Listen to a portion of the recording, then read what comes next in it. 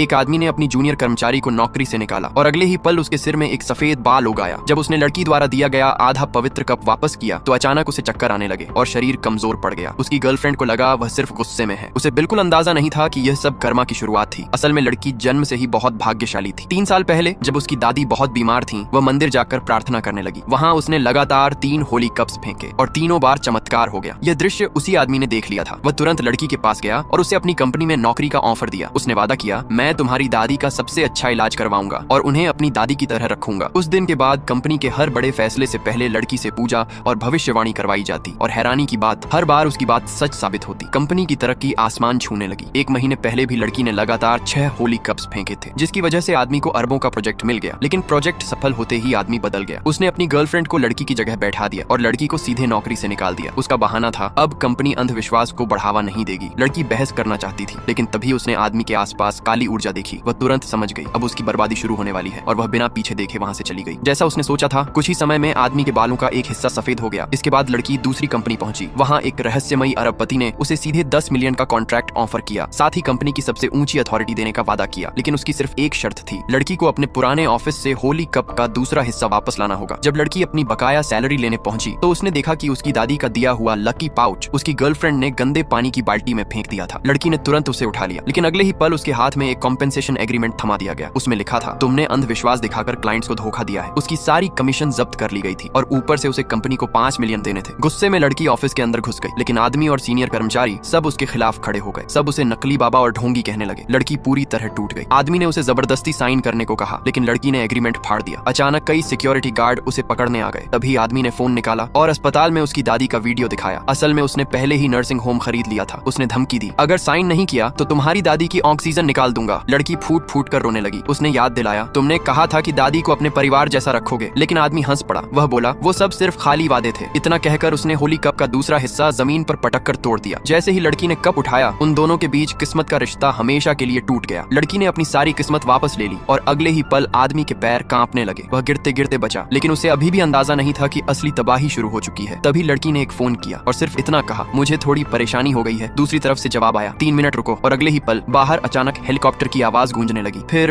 काले कपड़े पहने लोग खिड़की तोड़कर सीधे ऑफिस के अंदर घुस आए।